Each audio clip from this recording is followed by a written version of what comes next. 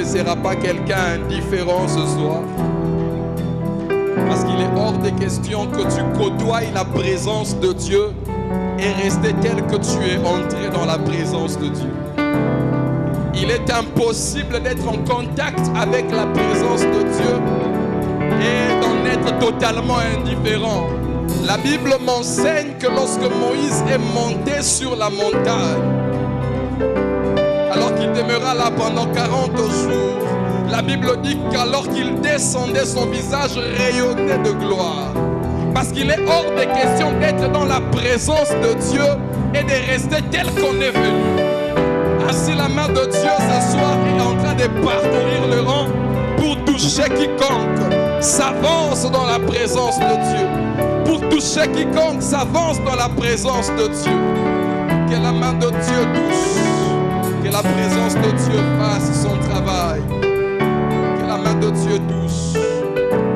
Que la main de Dieu touche. Que la main de Dieu touche. Shadalabakas kanteleveos. Radia sova otegeras. Kadadabas kandeleveos. Guérable de qui a sauvé de canteleve. Terrible de qui a sommé te guérantonémé. Sable de cas canteleve. Shadalabakas. Radies canteleve. Oske de beyaso. Papa todo le boca televe, Isa tadiaso, rappel de qui assemble des gars. Est-ce que quelqu'un se sent touché par la main de Dieu ce soir? Est-ce que quelqu'un se sent totalement touché, impacté et transformé par la main de Dieu ce soir? Adonai, Adonai, tu es formidable. Béni sois-tu pour ta présence. Béni sois-tu, Seigneur, d'être au milieu de nous, de trouver place au milieu de nous. Alors que nous voulons entendre ta voix, nous prions, Seigneur, que la voix de Dieu nous parle. Donne-nous de parler comme annonçant les oracles du Seigneur. La Bible me dit que c'est poussé par le Saint-Esprit que les hommes ont parlé de ta part. Puisse le Saint-Esprit faire son œuvre sur moi, en moi et avec moi. Au nom puissant de Jésus-Christ. Merci de glorifier le nom de Jésus. Bénis ta parole, Seigneur. Au nom de Jésus. Au nom de Jésus. Au nom de Jésus. Au nom de Jésus. Amen. Est-ce que nous acclamons le Seigneur? Est-ce que nous apprécions la présence de Dieu?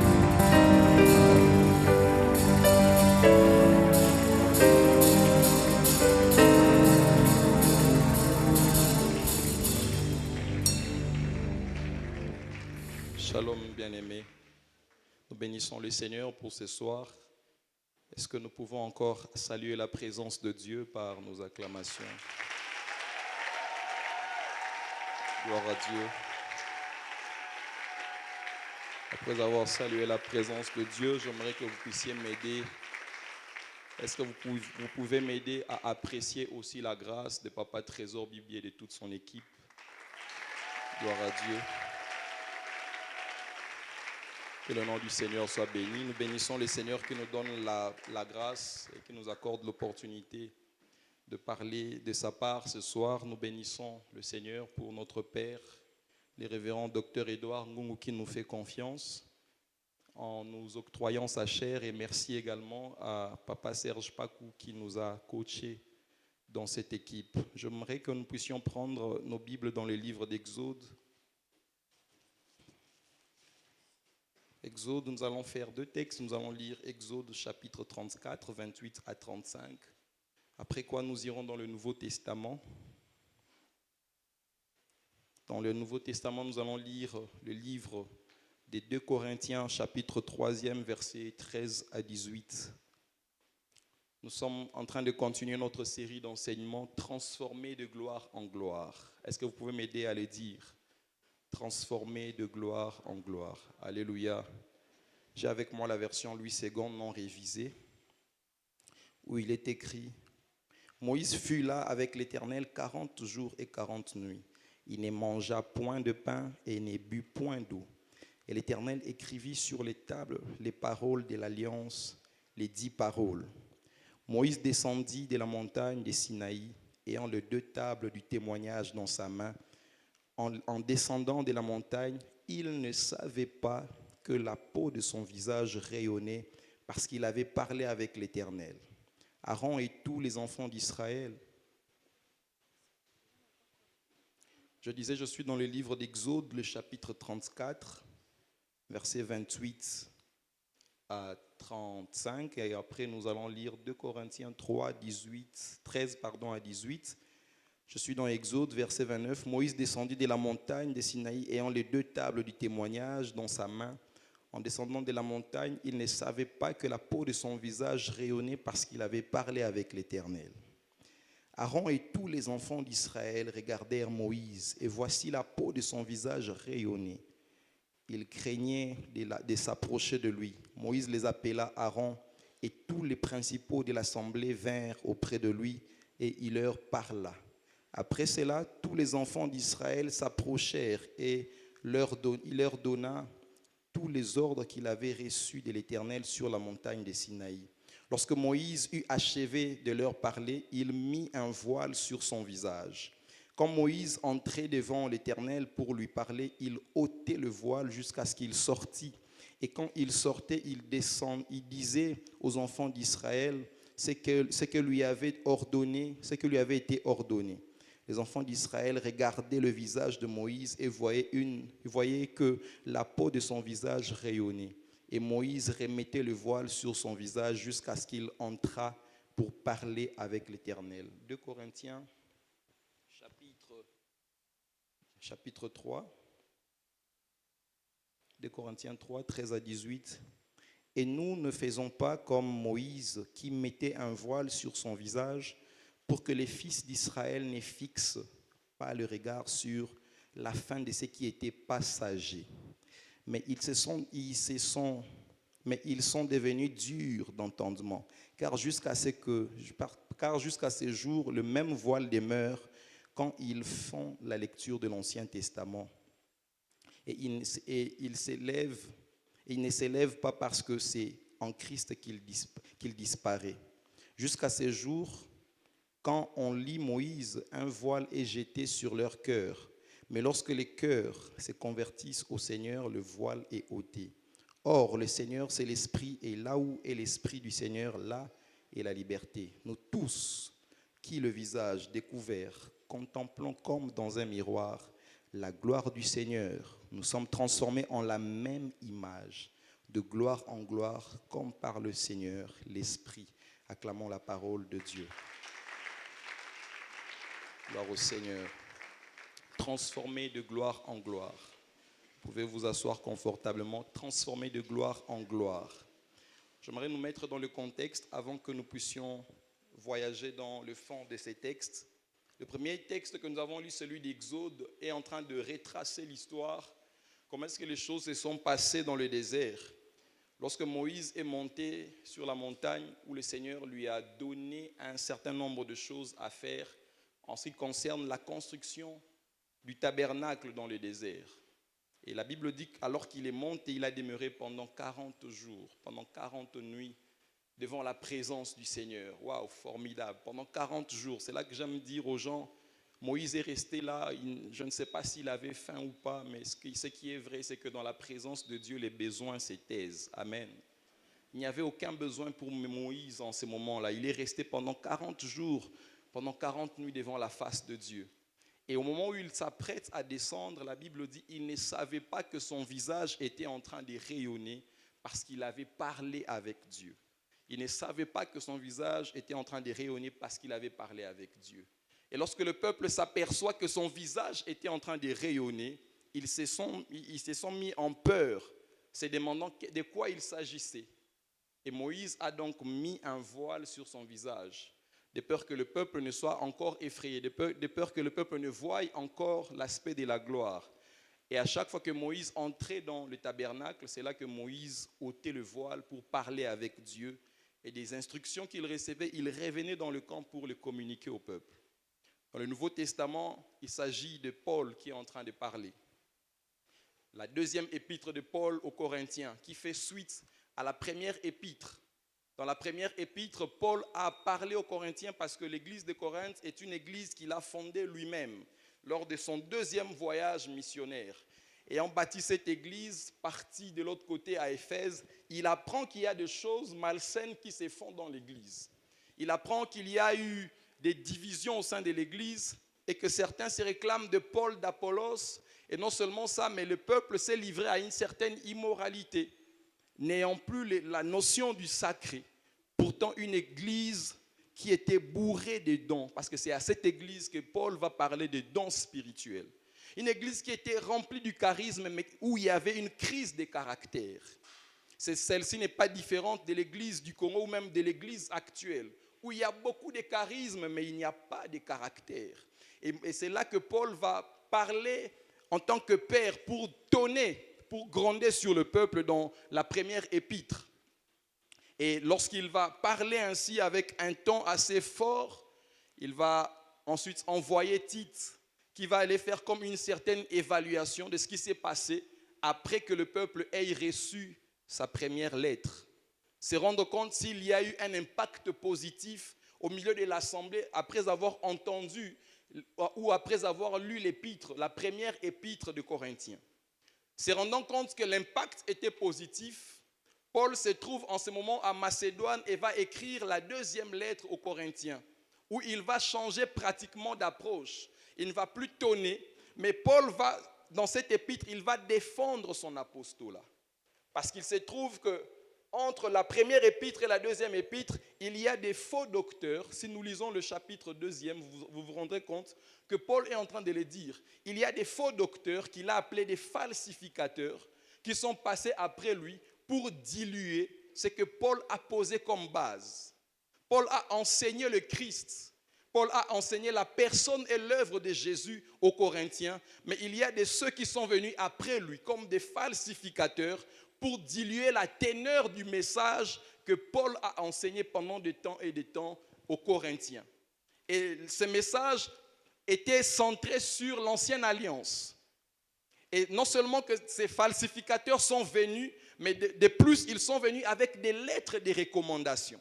C'est ainsi qu'au chapitre 3, Paul commence son propos en disant « Vaut-il la peine que nous aussi nous puissions nous recommander ?» Et il leur dit que vous êtes notre lettre de recommandation. Vous êtes manifestement la lettre de Christ, que Christ a lui-même écrite par l'œuvre de son esprit. Et Paul est en train de placer la défense de son ministère en présentant combien ce ministère était puissant parce qu'il servait à la nouvelle alliance. Contrairement à ceux qui sont venus avant lui, qui ont voulu égarer le peuple parlant de l'ancienne alliance, leur remettant comme dans l'ancienne alliance où il fallait respecter certains rites et autres choses pour parvenir à la justification et au salut. Et Paul est en train de remettre les choses à sa place en disant que notre ministère à nous est en train de travailler pour la nouvelle alliance. Et Paul est en train de manifester ou de démontrer l'efficacité, la puissance de son ministère en démontrant également la puissance de la nouvelle alliance. Paul va placer son propos en comparant ce qui se passe avec Moïse. Il va comparer la gloire qui s'est manifestée dans l'ancienne alliance lorsque Moïse est entré dans la présence de Dieu et qu'il a été impacté par la présence de Dieu, comparativement à la gloire que reçoit les chrétiens lorsque celui-ci rencontre le Seigneur. Il fait voir aux Israélites, ou il fait voir, aux Corinthiens, que la gloire que pouvait refléter Moïse, certes, elle était glorieuse, elle pouvait intimider le peuple. Bien qu'elle soit glorieuse, elle était pourtant passagère. Alléluia. Cette gloire était passagère. Et Paul est en train de faire voir la gloire combien permanente, celle de la nouvelle alliance. Amen. Paul est en train de faire voir combien la gloire de la nouvelle alliance est permanente. Il leur dit, nous ne sommes pas comme Moïse qui mettait le voile et qui avait reçu les tables de pierre sur lesquelles était inscrite la loi. Il dit dans la nouvelle alliance, la loi n'est pas inscrite dans une table de pierre, mais elle est inscrite dans nos cœurs, par l'œuvre de l'Esprit. Il est en train de démontrer la puissance et la gloire même de la nouvelle alliance par l'œuvre de Jésus-Christ. Alors qu'est-ce que nous voulons comprendre ce soir? Dans le texte que nous avons lu, celui d'Exode, on est en train de voir comment est-ce que Moïse va monter sur la montagne. Après avoir conduit le peuple jusqu'à un certain niveau, Moïse va monter sur la montagne. Le Seigneur appelle Moïse du haut de la montagne pour recevoir les instructions, pour recevoir la loi qui permettrait de pouvoir guider le peuple pendant tout son séjour et pendant toute son existence. Pour montrer à Moïse comment est-ce qu'il devait diriger le peuple en fonction d'une loi qui serait la ligne conductrice. La loi par laquelle le peuple devait parvenir à la justification et au salut. Nous sommes en train de voir combien, pour arriver à la justification dans l'ancienne alliance, c'est l'homme qui est allé vers Dieu. L'homme a fait des efforts d'aller vers Dieu. Alléluia. L'homme a fait tellement des efforts de rencontrer Dieu dans l'ancienne alliance. Il fallait se battre, il fallait fournir des efforts pour parvenir à la justification, pour parvenir au salut. Moïse monte vers Dieu. Mais contrairement à la nouvelle alliance, ce n'est pas l'homme qui fait un effort d'aller vers Dieu, mais c'est Dieu qui est venu vers l'homme en la personne de Jésus-Christ. Oh, je pensais que tu allais acclamer le Seigneur. Si dans l'ancienne alliance, c'est l'homme qui a fait des efforts d'aller vers Dieu, dans la nouvelle alliance, c'est Dieu lui-même qui est venu vers l'homme pour qu'il n'y ait plus d'efforts à fournir. Combien il a simplifié les choses. Si dans l'ancienne alliance, il fallait que l'homme se batte d'aller trouver Dieu, dans la nouvelle alliance, c'est le contraire. C'est Dieu qui est venu vers l'homme parce que Dieu a la conscience de la faiblesse de l'homme. Dieu s'est rabaissé dans une forme humaine pour que l'homme parvienne à la divinité de Dieu. Vous savez, frères et sœurs, il y a de ces moments où c'est Dieu, où c'est l'homme qui va vers Dieu, mais il y a aussi de ces moments où c'est Dieu qui vient vers l'homme. Est-ce que je peux parler à quelqu'un ce soir? Il y a de ces moments où c'est l'homme qui fait un effort d'aller vers Dieu, mais il y a aussi de ces moments où c'est Dieu lui-même qui vient vers l'homme. Souvenez-vous de ce qui s'est passé dans le livre de Matthieu. Matthieu le chapitre 8 et ce qui s'est passé dans Matthieu chapitre 14. Dans Matthieu 8, les disciples et Jésus se retrouvent dans la barque en train de faire un voyage. Et pendant qu'ils sont en train de faire un voyage, la Bible dit que les eaux ont commencé à agiter la barque. Mais Jésus-Christ était en train de dormir. De l'autre côté, dans Matthieu chapitre 14, les disciples se trouvent au milieu de la mer sans Jésus. Ils sont en train d'effectuer un voyage, de faire la traversée. Ils se retrouvent au milieu de la mer sans Jésus. Dans Matthieu chapitre 8, Jésus se retrouve dans la barque et ce sont les disciples qui l'ont réveillé pour dire « Ne t'inquiètes-tu pas du fait que nous sommes en train de mourir ?» Mais dans Matthieu chapitre 14, on est en train de voir comment est-ce que c'est Jésus qui est venu vers les disciples. Je ne vois pas dans ces textes un moment où ils ont cherché où est Jésus. Mais Jésus est venu, c'était comme l'homme de la situation qui apparaît au moment important, au moment T, pour venir vers l'homme. Frères et sœurs, il y a de ces moments où c'est nous qui cherchons Dieu, mais il y a aussi de ces moments où c'est Dieu qui vient vers nous. À l'exemple de ce qui se passe dans ces textes. Ils étaient là secoués. La Bible dit que la mer, le vent était contraire. Dans Matthieu 14, les vents étaient contraires, la barque agitait dans tous les sens. Alors que les vents étaient contraires, Jésus n'est pas avec eux. Mais la Bible dit que Jésus était en train de s'avancer sur la mer, en train de marcher sur la mer, jusqu'à atteindre là où se trouvaient les disciples. Et alors qu'ils voient Jésus, ils se disent que là c'est un fantôme. Mais il leur dit, ne vous effrayez pas, il s'agit bel et bien de moi. Frères et sœurs, ce que j'aimerais nous faire comprendre, c'est qu'ici, le problème, c'était la mer qui était en train d'agiter la barque. Ici, le problème, c'est le vent qui a soulevé la mer en train d'agiter la barque dans tous les sens. Ici, le problème, c'est la mer. Ils cherchent à maîtriser avec leur voile, mais ils ne parviennent pas. Parce qu'au milieu d'eux, il y avait des experts de l'eau. Ils essayent de pouvoir maîtriser la barque par leurs efforts, mais ils ne parviennent pas. Mais ils voient un Jésus qui est en train de venir, en train de marcher sur les eaux, J'aimerais dire à quelqu'un que Jésus viendra vers toi en marchant sur les eaux. Cela veut dire quoi? Ce qui était pour eux un problème, c'était l'eau. Mais Jésus est venu en train de marcher sur ce qui était le problème. Est-ce que je peux parler à quelqu'un? Le problème était de l'eau qui était agitée. Et alors que l'eau était en train d'agiter la barque, Jésus est venu en train de marcher sur les eaux. Je dis à quelqu'un que ton Jésus vient marchant sur les eaux. Jésus s'approche de toi marchant sur les eaux. L'eau qui était un problème, mais Jésus est venu en marchant sur les eaux, comme pour dire qu'il était en train d'écraser ce qui était le problème. Est-ce que je peux parler à quelqu'un ce soir? Que ton Jésus vienne vers toi en écrasant ce qui fait ton problème. Que Jésus avance vers toi en écrasant ce qui est en train d'agiter ta barque. Ce qui était là, le problème, c'est que la barque était agitée à cause de l'eau. La barque était en train d'aller ça et là à cause de l'eau. La barque suivait le mouvement de l'eau, agitée dans tous les sens. Mais Jésus est venu en train de marcher, comme pour leur dire que je maîtrise la situation, je maîtrise l'eau. Ce qui est pour vous un problème, pour moi, c'est un macadam sur lequel je marche. Et c'est ce qui s'est passé dans la Nouvelle Alliance. Le problème était la chair. Le problème était la chair qui nous conduisait toujours vers le péché. Le problème était la chair, cette nature humaine, où est lié le péché. Mais pour résoudre ce problème, Jésus est venu dans la nature même de la chair. Jésus est venu dans la personne de la chair. J'aimerais dire à quelqu'un que Jésus, il est l'homme de la situation. Vous savez, lorsqu'on était à l'école, on disait que la symétrie, c'est lorsqu'un élément dans A a une image dans B. Et c'est exactement ce qui s'est passé. Le problème était la chair il fallait en mettre fin avec la chair. Voilà pourquoi Jésus est venu vers nous en portant la chair. Et il ne s'est pas arrêté là. La Bible dit qu'il a cloué la chair à la croix. Où est-ce que tu peux acclamer pour Jésus? Il a cloué la chair sur la croix afin de mettre totalement fin à ce qui était le problème du salut de l'humanité. Jésus-Christ est venu dans la nature humaine afin que l'humanité de l'homme parvienne à la divinité, en clouant la nature humaine sur la croix. Voilà pourquoi il est venu dans la nature humaine. Qu'est-ce que j'aimerais dire à quelqu'un ce soir?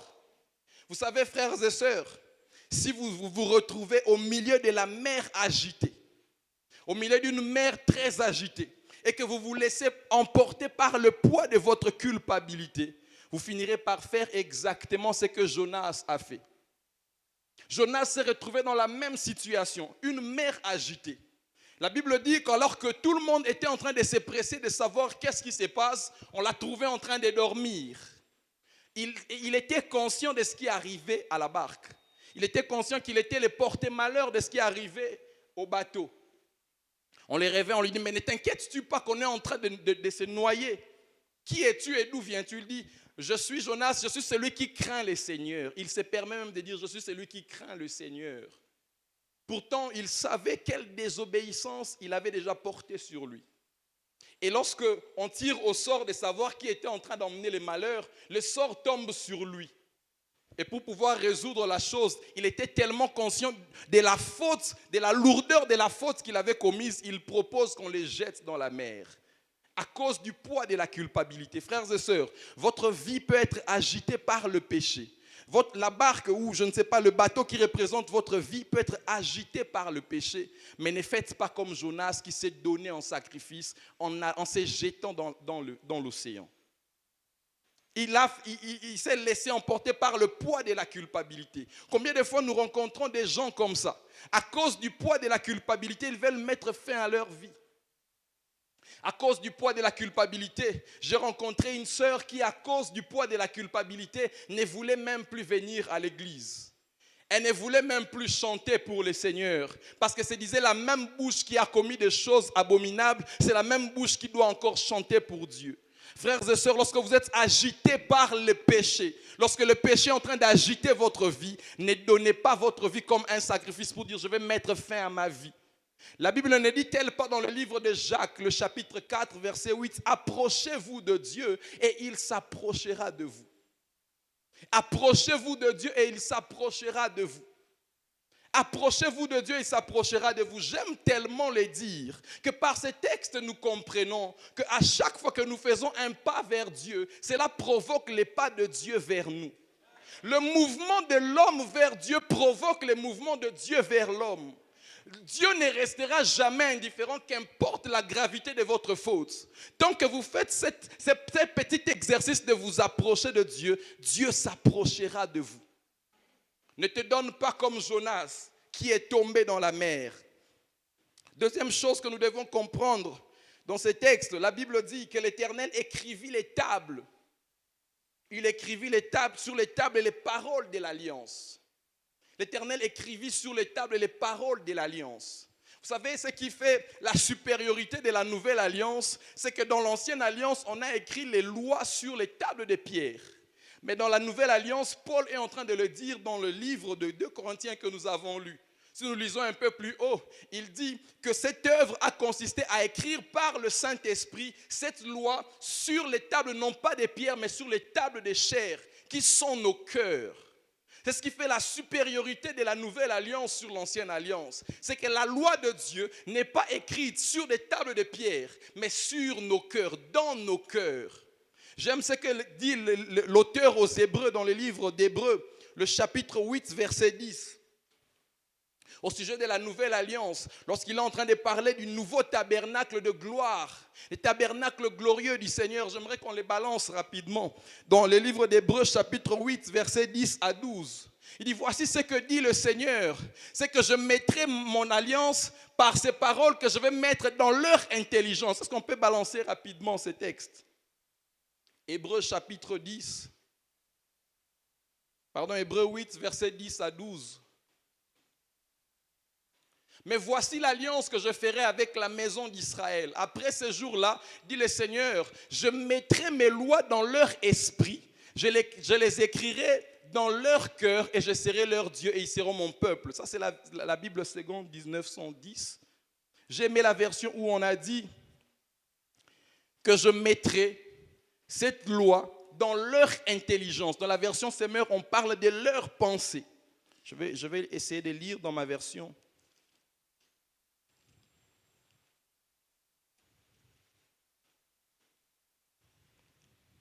Hébreux chapitre 8. Hébreux chapitre 8, 10. Mais voici l'alliance que je ferai avec la maison d'Israël. Après ce jour-là, dit le Seigneur, je mettrai mes lois dans leur esprit et je les écrirai dans leur cœur et je serai leur Dieu. J'aimerais qu'on trouve la version, je crois, c'est Semeur qui parle, ou Louis II révisé qui parle de comment est-ce qu'il mettra la loi dans leur intelligence. Dans Semeur, on dit il mettra la loi dans leur pensée. Et il continue en disant, verset 11, aucun n'enseignera plus à son concitoyen, ni aucun à son frère en disant, connais le Seigneur, car tous me connaîtront, depuis le plus petit jusqu'au plus grand. Est-ce qu'on a trouvé la version qui... Verset 10, s'il vous plaît. Je placerai mes lois dans leurs pensées. Formidable. Il dit, je placerai mes lois dans leurs pensées. Je les graverai dans leur cœur. Je serai leur Dieu. J'aime ce que le Seigneur fait. C'est-à-dire qu'à un certain moment, nous avons eu la loi sur les tables de pierre. Mais dans la nouvelle alliance, la loi ne s'est pas arrêtée. Disons, la loi a quitté les tables de pierre pour entrer dans l'intelligence de l'homme. La loi a quitté les tables de pierre pour entrer dans la pensée de l'homme. J'ai ici dans cette salle mon professeur de chirurgie, de neurochirurgie. C'est-à-dire qu'on a fait comme une craniotomie, professeur, où on est allé jusque dans la substance grise, on a installé la loi de Dieu. On a fait comme une craniotomie, on est allé jusque dans la substance grise, faire entrer la loi de Dieu dans la pensée de l'homme, dans l'intelligence de l'homme. Et il poursuit en disant de sorte que il n'y aura plus quelqu'un qui dira à son frère, connais le Seigneur. On ne dira plus à quelqu'un, Yeba Nzambe. Pourquoi? Parce que c'est déjà dans la pensée. Frères et sœurs, ce que j'aimerais dire à quelqu'un ce soir, c'est que la nouvelle alliance nous a emmené la parfaite connaissance et la révélation de la personne de Dieu. nous a emmené la connaissance de Dieu. On n'aura plus besoin de dire à quelqu'un Yeba Nzambe, parce que Dieu, la conscience de Dieu sera tellement dans notre pensée. Est-ce qu'on peut acclamer pour le Seigneur?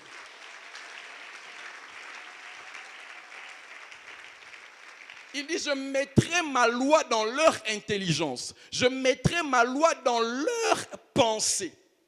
Je mettrai ma loi dans leur pensée. De sorte qu'on n'aura plus besoin de dire à quelqu'un, personne ne dira à son concitoyen, Banganzambe, Yebanzambe.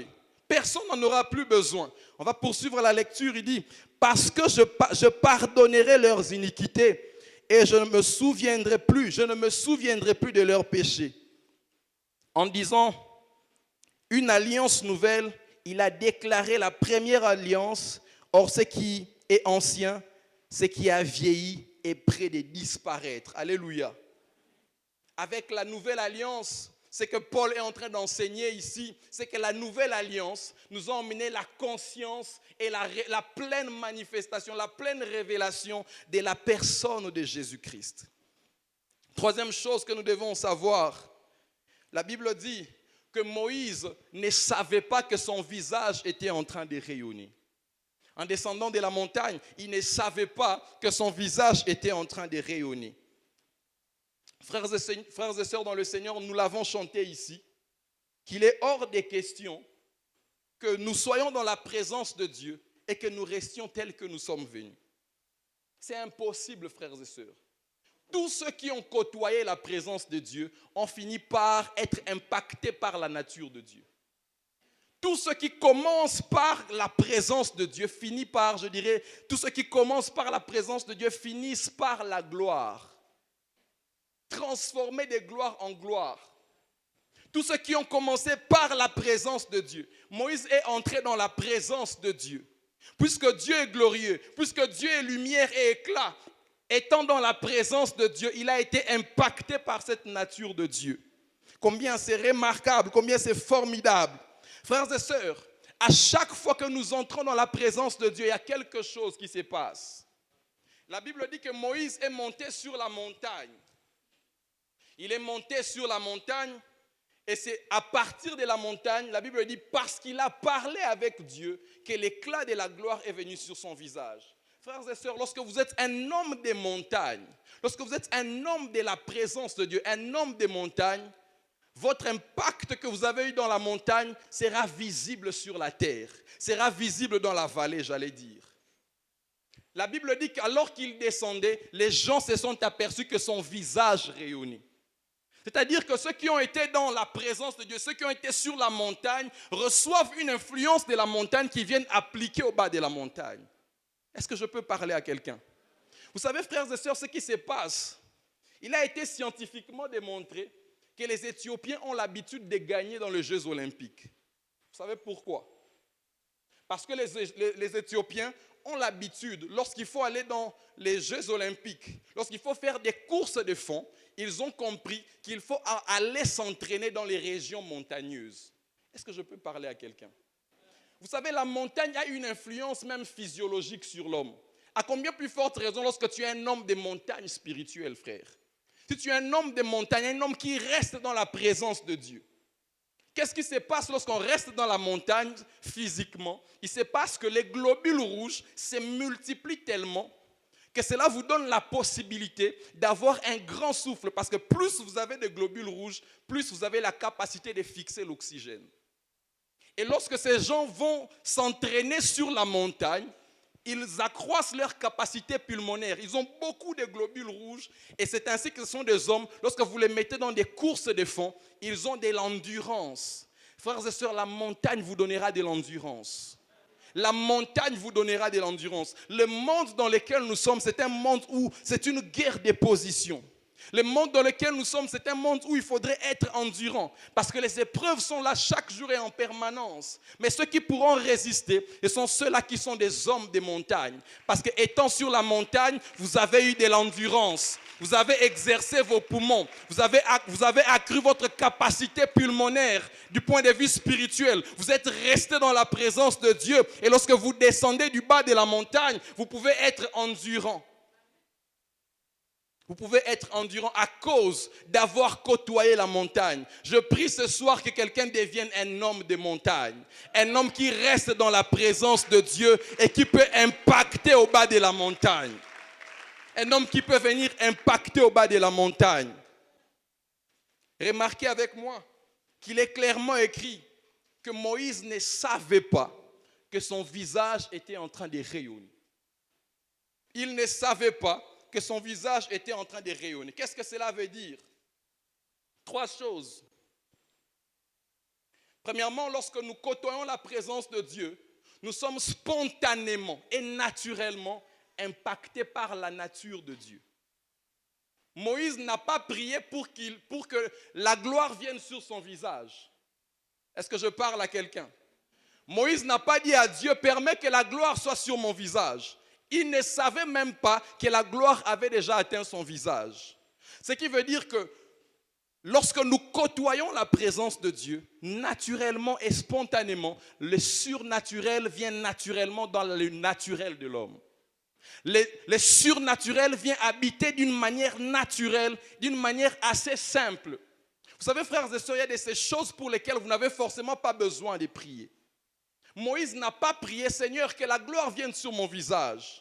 Il y a de ces choses pour lesquelles nous prions, mais aussi de ces choses pour lesquelles vous n'avez forcément pas besoin de prier, mais à force de rester là dans la présence de Dieu, naturellement, ça vient sur vous.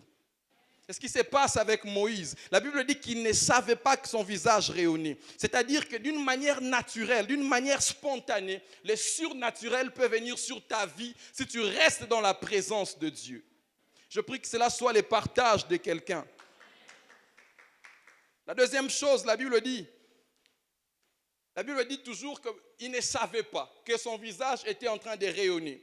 Frères et sœurs, comme je l'ai dit, que Moïse n'est pas monté sur la montagne. Il a fait 40 jours, mais il n'est pas monté pour aller demander que son visage commence à rayonner.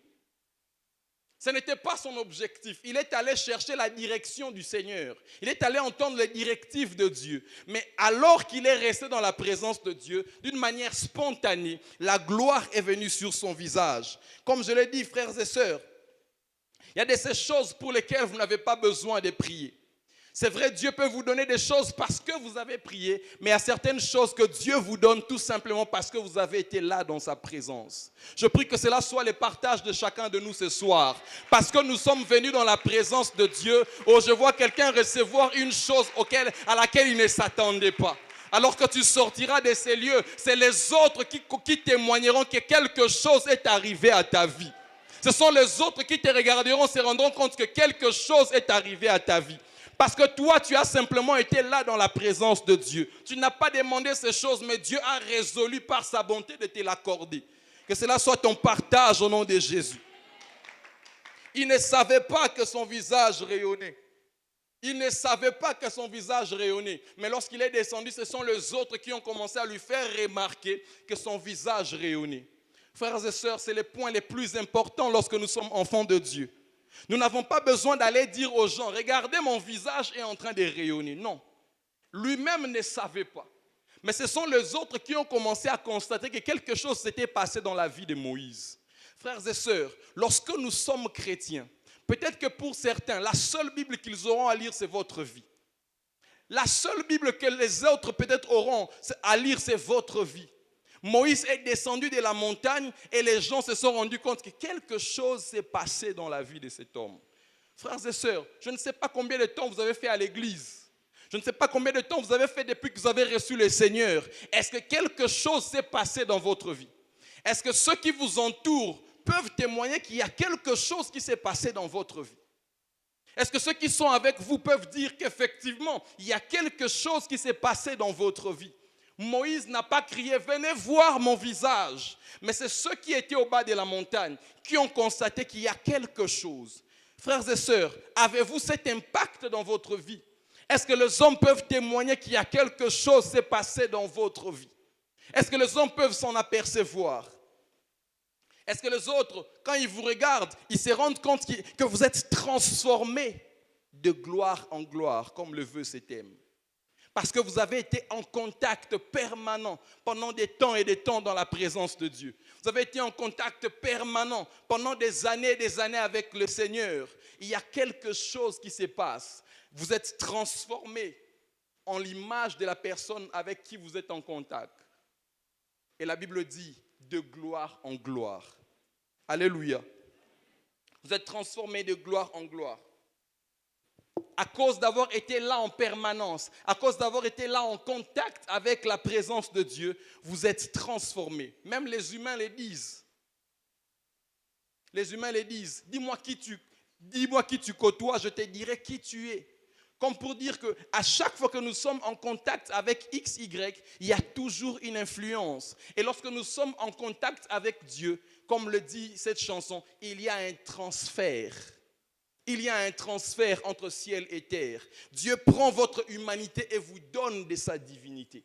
Je prie que cela soit le partage de chacun d'entre nous. Lorsque les hommes nous regarderont, qu'ils ne voient pas des hommes qui tiennent la Bible, mais qu'ils voient une qualité de vie qui a été transformée. Lorsque les hommes nous regarderont, qu'ils ne voient pas des hommes qui prient, qui lèvent leurs mains, mais qu'ils voient une qualité de vie qui peut impacter. Frères et sœurs, j'aime le dire à certaines personnes, que le monde n'a pas besoin forcément d'ouvrir les dictionnaires pour aller voir comment est-ce qu'on définit Dieu. Le monde a besoin de lire votre vie pour connaître et comprendre qui est Dieu, que signifie Dieu. Parce que vous êtes la projection orthogonale de Dieu. Lorsque Dieu fait comme un mathématicien une projection sur la terre, il voit son image en vous. Il faudrait que vous puissiez refléter les attraits de Dieu à tout point de vue. Et c'est ainsi que vous devenez la définition de la personne de Dieu. On n'a pas besoin d'aller prendre un livre pour comprendre qui est Dieu. Mais lorsqu'on regarde votre vie, on se rend compte que Dieu, c'est comme ça que Dieu fonctionne. C'est comme ça que Dieu parle. C'est comme ça que Dieu fonctionne. C'est comme ça que Dieu travaille. Parce que vous êtes transformés en la même image et de gloire en gloire. Mais le problème avec l'ancienne alliance, lorsque nous exploitons ces textes d'Exode, nous nous rendons compte qu'il y a un problème. La première chose, c'est que nous nous rendons compte que Moïse est le seul à faire cette expérience. Il est le seul à monter vers le Seigneur. Il est le seul à entrer dans la tente d'assignation. Et lorsqu'il ressort de là, son visage rayonne, il met le voile. Il est le seul. Le problème avec l'ancienne alliance, c'est que l'apôtre Paul veut faire comprendre ici, c'est que le problème avec l'ancienne alliance, c'est que même lorsque Moïse ne pouvait pas être, mais la Bible dit qu'il y avait les sacrificateurs, le souverain sacrificateur qui entrait une seule fois par an. Et si jamais il convenait à Dieu de descendre ce jour-là, c'est-à-dire que l'accès à la gloire de Dieu était réservé à une certaine catégorie de personnes. Contrairement à la nouvelle alliance, c'est comme ça que Paul dit, nous tous. Est-ce que vous pouvez le dire avec moi? Nous tous qui le visage découvert contemplons comme dans un miroir la gloire de Dieu. Ce qui montre la supériorité de la nouvelle alliance. Dans l'ancienne alliance, c'était une chose réservée à une catégorie de personnes. Seul Moïse qui entre, seul Moïse qui peut voir la gloire sur son visage. Mais avec la nouvelle alliance, la Bible dit que le rideau du temple avait été déchiré afin de marquer un libre accès dans le sanctuaire. Désormais, il a fait de nous un royaume des sacrificateurs. Nous pouvons donc entrer là dans sa présence. Nous tous, le visage découvert, nous sommes impactés par le privilège qu'avait Moïse. Et nous pouvons ressortir de là avec la gloire sur notre visage. Est-ce qu'il y a quelqu'un qui comprend quelque chose ce soir? Le deuxième problème, c'est que Moïse était obligé de mettre le voile sur son visage. Moïse était obligé de mettre un voile sur son visage. Pourquoi? Parce que Moïse estimait que le peuple qui était en face de lui n'était pas digne de pouvoir contempler cette gloire qui était sur son visage. Mais la nouvelle alliance a réglé ces problèmes de dignité. Est-ce que je peux parler à quelqu'un, frères et sœurs? Si autrefois, nous n'étions pas dignes, Si autrefois, on n'avait pas ces privilèges-là à cause de notre nature qui nous interdisait, notre nature qui ne nous permettait pas d'être en contact avec cette gloire, la nouvelle alliance a réglé ces problèmes de dignité parce que Jésus, en mourant sur la croix, nous a déclarés justes et nous a transportés dans le royaume des fils de son amour, de sorte que désormais, nous tous qui les visages découverts, nous pouvons contempler comme dans un miroir la gloire de Dieu. Le troisième problème dans ce texte, c'est que nous nous rendons compte, comme l'apôtre Paul l'a dit plusieurs fois, que cette gloire est passagère. Cette gloire est passagère. Moïse est mort, on n'a plus parlé du voile de son visage.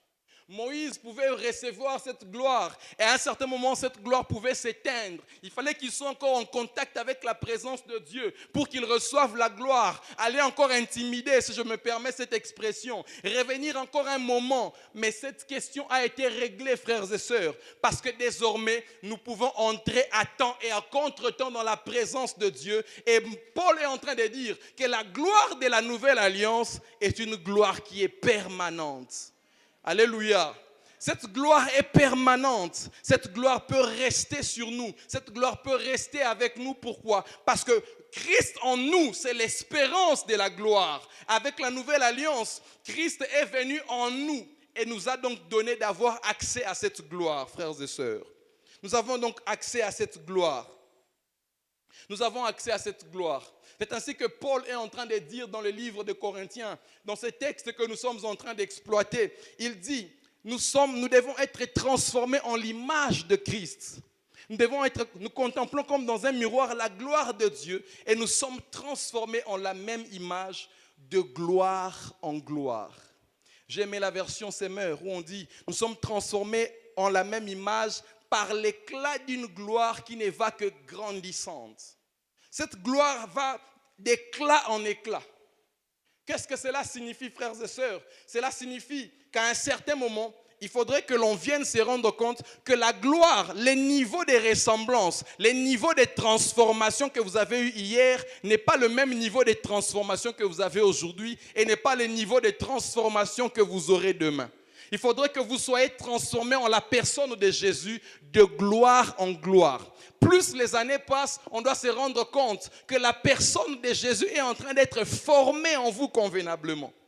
Est-ce que je peux parler à quelqu'un ce soir? Plus le temps passe, il faudrait que la personne de Jésus soit formée en vous convenablement. Je vais vous donner une anecdote pour que vous puissiez comprendre cela. Ça fait 4 mois que je suis devenu papa. Lorsque ma fille est née, tout au début, tout le monde disait que c'était mon portrait craché. Et au bout d'un moment, au moment où nous parlons, elle a 4 mois, elle commence à ressembler à sa mère. Et les experts qui ont déjà eu des enfants disent Bana bilongina bango echangeaka. Plus azokola, plus au moins à un certain moment, siko elongina, siko ekobima. Frères et sœurs, si vous voyez un homme qui, à un certain moment, n'a pas un visage fixe, n'a pas une ressemblance typique qui change de gauche à droite, c'est Kazana Noumouana. Alléluia. Parce que lorsque nous grandissons dans le Seigneur, il faudrait que notre ressemblance soit fixe, que nous ressemblions à la personne de Jésus. Mais ceux qui ont changé, tu ressembles à ceux qui restent dans les coins de la rue. Après-demain, on voit que tu ressembles aux fumeurs de chanvre. On vient après-demain, on voit que tu ressembles aux buveurs qui sont dans le coin. On vient le lendemain, on voit que tu ressembles à ceux qui jouent aux dames. Et Longino ils ont changé dans le Seigneur. Tu es encore un enfant. Alléluia. Il faudrait qu'à un certain moment, que la personne de Jésus, j'aime ce que l'apôtre Paul est en train de dire dans Galates. L'apôtre Paul est en train de parler au peuple des Galates. J'aime l'expression qu'il utilise. L'apôtre Paul va gronder Galates. Pourquoi? Parce que Galates se retrouve pratiquement dans le même contexte. Galates, après avoir, dans le livre de Galates, je crois le chapitre 3, il dit « Oh Galates !» Il dit « Oh, qui vous a ensorcelé ?» Je crois que c'est dans le livre d'Éphésiens. Il dit « Qui vous a ensorcelé, vous aux yeux de qui Christ a été dépeint. Mais vous vous êtes égarés promptement. » Il dit, mes enfants pour qui j'éprouve les douleurs d'enfantement jusqu'à ce que le Christ soit formé en vous.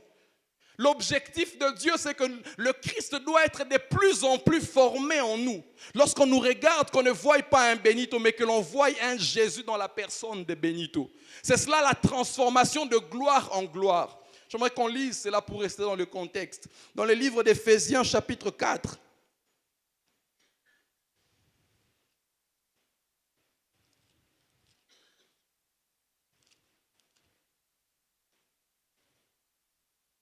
Éphésiens chapitre 4. Éphésiens 4, le verset 13, lorsque l'apôtre Paul est en train de parler des différents ministères. Éphésiens 4, 13. Éphésiens 4, 13, lorsque Paul est en train de parler des différents ministères, à 13, il dit « Jusqu'à ce que nous soyons tous parvenus à l'unité de la foi et de la connaissance du Fils de Dieu, à l'état d'homme fait, à la mesure de la stature parfaite de Christ. » Il dit, pourquoi il est en train de dire ceci? Il dit, Dieu a donné aux uns comme prophètes, comme ceci, comme cela, comme docteur, comme évangéliste, en vue de l'édification de l'œuvre, en vue du service de l'œuvre. Et de sorte qu'au bout de compte, il faudrait que l'homme sur lequel on veut travailler parvienne à la connaissance de la stature parfaite de Christ. C'est cela l'objectif, frères et sœurs. Il faudrait que nous parvenions à la connaissance parfaite de Jésus. Et dans le livre des Galates,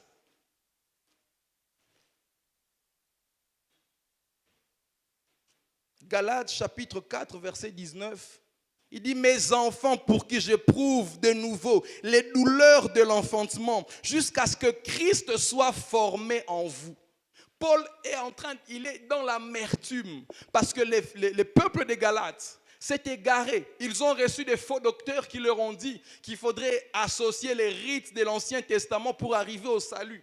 Il dit, mes enfants pour qui je prouve les douleurs de l'enfantement, combien j'aimerais être là pour changer de langage.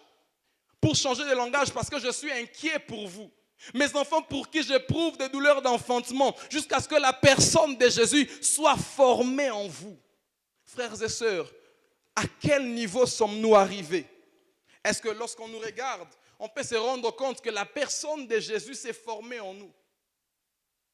Ou bien on peut être confondu à ceux qui sont dans la masse. Lorsqu'on nous regarde, est-ce qu'on voit les caractéristiques de la personne de Jésus sur notre vie? Ou nous sommes confondus dans la masse? Transformés de gloire en gloire. Alléluia. Transformés de gloire en gloire. Transformés de gloire en gloire voudrait à ce que la personne de Jésus soit formée en nous. Et j'ai aimé l'enseignement de Papa Serge le mercredi passé. Il a dit, pour arriver à cela, le secret est simple. Il dit, comme la Bible l'a dit, nous tous qui les visages découverts, nous contemplons. Le secret, c'est simplement de contempler, frères et sœurs. Le secret, c'est simplement de contempler. Lorsque nous nous mettons à contempler le Seigneur, il y a un transfert. Nous sommes impactés, nous sommes transformés et nous parvenons à la connaissance parfaite de Christ. La personne de Jésus se forme de plus en plus en nous. Est-ce que nous pouvons nous tenir debout pour contempler le Seigneur, frères et sœurs?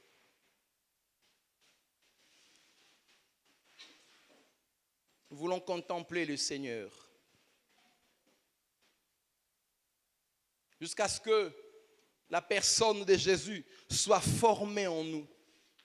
Jusqu'à ce que la personne de Jésus soit lisible. Il ne faudrait pas que l'on essaye de regarder à qui il ressemble. Non, c'est un peu comme Jésus, c'est un peu comme ceci. Il faudrait que ça soit lisible, clair, frères et sœurs. Je ne sais quel est votre profil. Alors que nous avons parlé ce soir, quel est votre profil? Est-ce que vous êtes cette image de Christ ou vous êtes loin de ressembler à la personne de Jésus? Est-ce que vous êtes cette image de Christ? Est-ce que vous êtes transformé en la même image, de gloire en gloire? Est-ce que vous êtes comme Moïse où le peuple peut se rendre compte au bas de la montagne que vous êtes transformé, qu'il y a quelque chose qui s'est passé dans votre vie? Est-ce que tu peux élever ta voix et commencer à prier? Est-ce que tu peux élever ta voix et commencer à prier le Seigneur? Je ne sais pas dans quelle catégorie vous vous retrouvez. Je ne sais pas dans quelle catégorie vous pouvez vous retrouver ce soir. Je ne sais pas jusqu'où vous avez pu ressembler à Jésus jusqu'ici.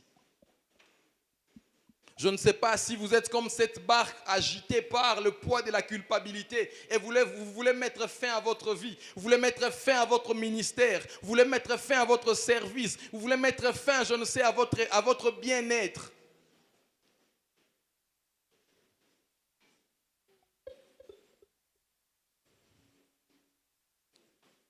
J'aimerais aider quelqu'un ce soir. J'aimerais aider quelqu'un. Quelqu'un qui sent qu'il est encore loin de ressembler à la personne de Jésus. Quelqu'un qui sent qu'il se bat encore jusqu'ici pour refléter le Seigneur. Quelqu'un qui sent qu'il est encore loin de pouvoir être l'image parfaite de Christ. Si vous êtes là, frères et sœurs, j'aimerais, ne soyez pas hésitants, levez simplement votre main. Levez votre main, nous allons prier avec vous. Nous allons prier avec vous. Et l'œuvre du Saint-Esprit sera manifeste ce soir. Merci pour ces bien-aimés qui lèvent leurs mains.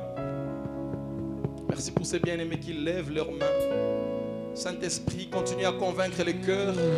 Touche les cœurs de ceux qui hésitent. Ces personnes qui se battent encore avec eux-mêmes. Ces personnes qui se battent encore par eux-mêmes à pouvoir te ressembler. Ces personnes qui se battent encore eux-mêmes. Ces personnes qui se battent encore eux-mêmes. Le problème n'est pas de naître dans une famille chrétienne. Le problème n'est pas de venir à l'église. Parce que cette gloire d'être né dans une famille chrétienne, cette gloire de venir à l'église est passagère. Tu peux être là à l'église chaque dimanche. Tu es en contact avec la gloire de Dieu. Mais c'est une gloire qui est passagère. Il faudrait qu'à un moment que tu fasses une rencontre personnelle. Comme l'apôtre Paul l'a dit, le voile persiste encore. Mais lorsque tu entres en contact avec la personne de Jésus, ce voile est ôté. Le voile est ôté. Le voile de l'incrédulité est ôté par les vertus du Saint-Esprit. Le voile de l'incrédulité est ôté par les vertus du Saint-Esprit. Oh Adonai, les voici, ils sont là pour toi. Seigneur, les voici, ils sont là pour toi. Ces personnes qui ont levé leurs mains, Seigneur, ils sont là pour toi. Elles sont là pour toi, Adonai. Ces personnes sont là pour toi, Seigneur. Ces personnes sont là pour toi. Combien elles se sont battues seules jusqu'ici. Combien, Seigneur, elles ont fourni leurs efforts seules jusqu'ici. Mais tu nous dis ce soir qu'à un moment, ce n'est pas nous qui venons vers toi, mais c'est toi qui viens vers nous. Je prie ce soir qu'il y ait un mouvement de Dieu vers ton peuple. Puisqu'ils ont fait l'effort de lever leurs mains, ils ont manifesté l'intérêt de s'approcher de Dieu. Que Dieu s'approche donc d'eux ce soir, au nom puissant de Jésus-Christ. Père éternel, je prie qu'à dater de ce soir, qu'il y ait un contact, Seigneur mon Dieu, entre toi et ces bien-aimés. Je prie, Seigneur mon Dieu, qu'ils sachent, Seigneur, à dater de ce soir, qu'ils ont goûté à la gloire qui n'est pas passagère, mais à cette gloire qui est permanente. Je prie, Adonai, mon Dieu, qu'à dater de ce soir, que le goût de Dieu commence à naître dans le cœur des uns des autres. Je prie, Seigneur, qu'à dater de ce soir, que plus rien ne soit comme avant. Je prie qu'à dater de ce soir, que plus rien ne soit comme avant. Au nom puissant de Jésus-Christ. Merci, Père éternel, de les soutenir dans leur faiblesse. Seigneur, ces zones pour lesquelles ils éprouvent des faiblesses. Ces choses pour lesquelles ils éprouvent des faiblesses. Ces choses pour lesquelles ils ne cessent de pleurer. Je prie, Seigneur mon Dieu, que ce soir soit un tournant décisif. Que ce soir marque un tournant décisif. Au nom de Jésus, je prie que le Saint-Esprit les arrache de là où ils sont.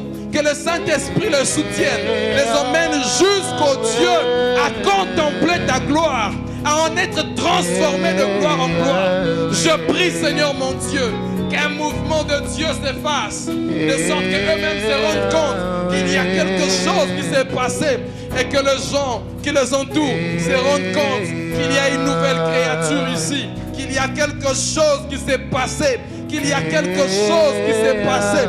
Je prie que l'œuvre du Saint-Esprit soit manifeste. Je prie que l'œuvre du Saint-Esprit soit manifeste. Je prie que l'œuvre du Saint-Esprit soit manifeste. Je prie que l'œuvre du Saint-Esprit soit manifeste. Je prie que l'œuvre du Saint-Esprit soit manifeste. Adonai, Seigneur notre Dieu, notre Père, nous te prions pour ces personnes qui ont levé leurs mains. Je prie, Seigneur mon Dieu, qu'il y ait un avant et qu'il y ait un après. Je prie qu'il y ait un avant et je prie qu'il y ait un après au nom puissant de Jésus-Christ. Je prie, Seigneur mon Dieu, qu'à dater de ce soir, que l'œuvre du Saint-Esprit soit manifeste, efficace dans la vie de mes frères et de mes sœurs qui ont levé leurs mains, Seigneur. Seigneur, lorsqu'il s'agira d'eux, qu'il ne s'agisse pas des personnes qui retombent dans les mêmes choses. Mais comme Paul pouvait le dire, Seigneur, jusqu'à ce que le Christ soit formé en eux. Je prie, Seigneur, que le Saint-Esprit forme le Christ en eux, travaille le profil de Christ en eux, au nom de Jésus. Merci, Seigneur, mon Dieu, de le faire. Merci de le faire, Seigneur. Et que plus rien ne soit comme avant, Adonai. Et que plus rien ne soit.